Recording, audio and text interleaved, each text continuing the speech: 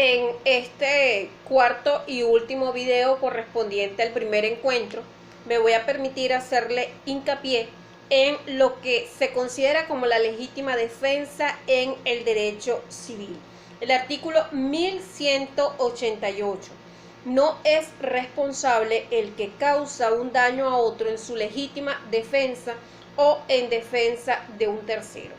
Lo que se conoce como estado de necesidad.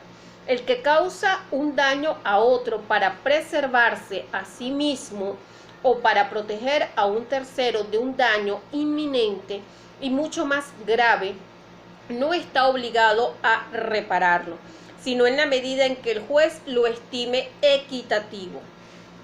El estado de legítima defensa y estado de necesidad también se ven en el Código Penal venezolano vigente, específicamente en el artículo 65.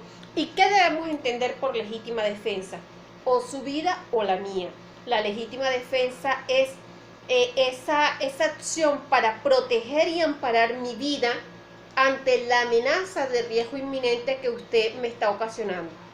No es lo mismo que usted ve a una persona en el patio de su casa y usted comience a gritarle y le efectúa un disparo y el disparo va a quedar con la proyección de ingreso al cuerpo humano por la espalda. Allí no hay legítima defensa, allí lo que hay es un homicidio.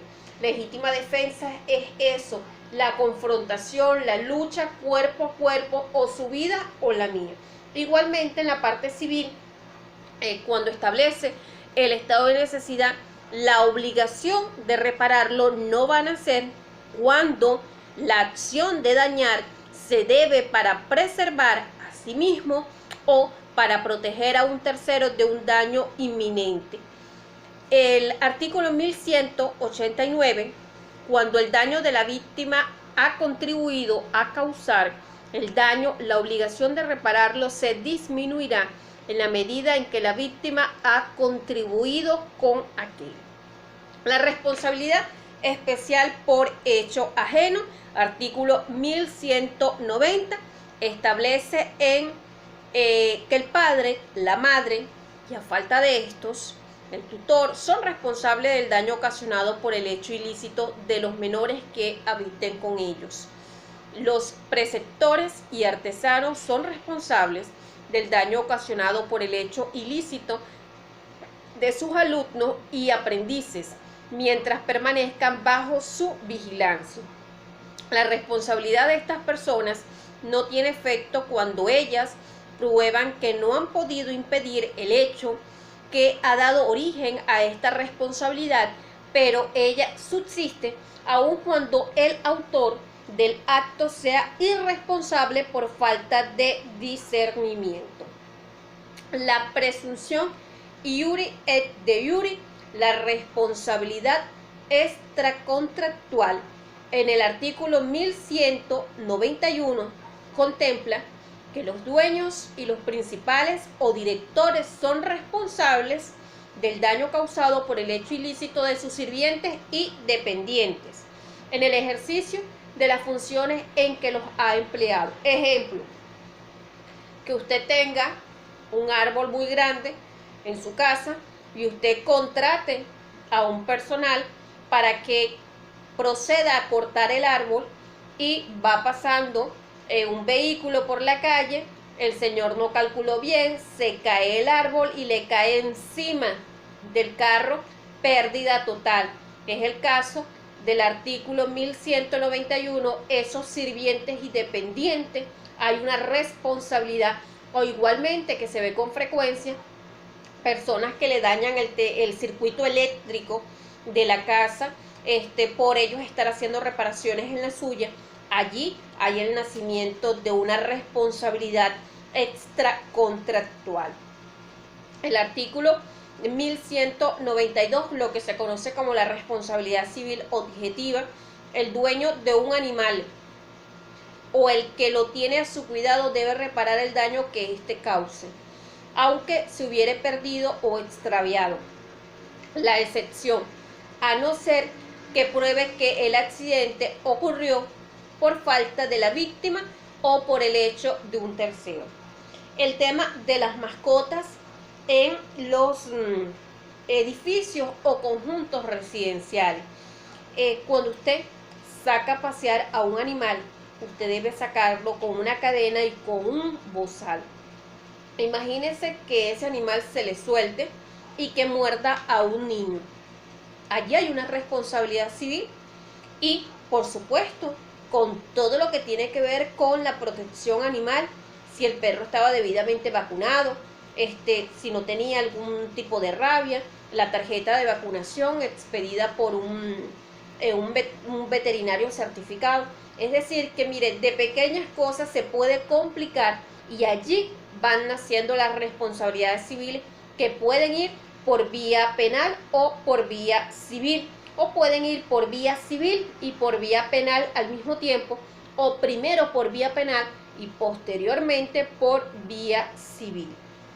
La responsabilidad civil objetiva también de la causa extraña no imputable, perdón, la tenemos en el artículo 1193.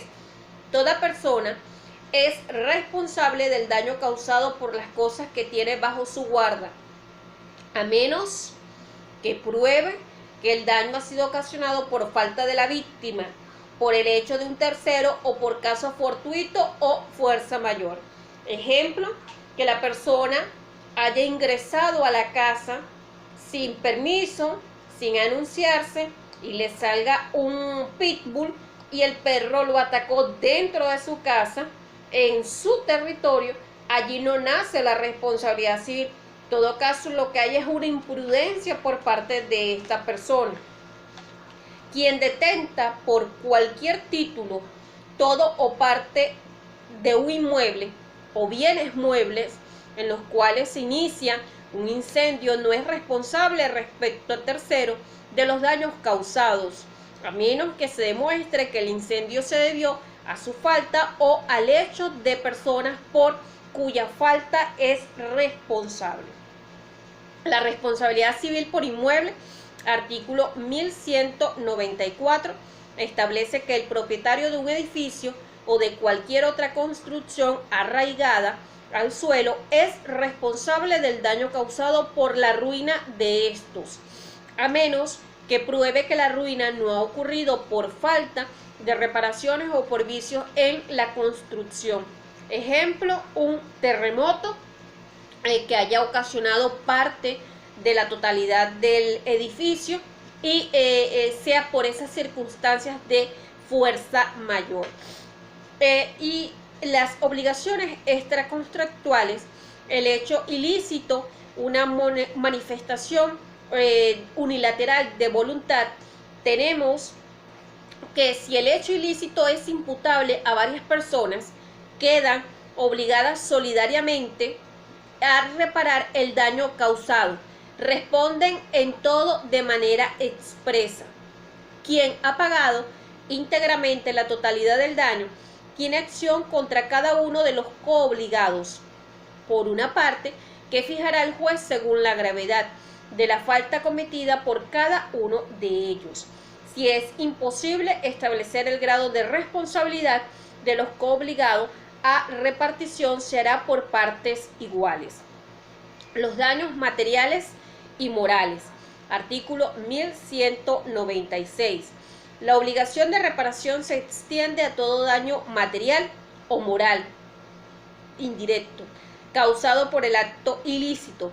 El juez puede especialmente acordar una indemnización a la víctima en caso de lesión corporal, de atentado a su honor, a su reputación o a la de su familia, a su libertad personal, como también en el caso de la violación de su domicilio o de un secreto concerniente a la parte lesionada.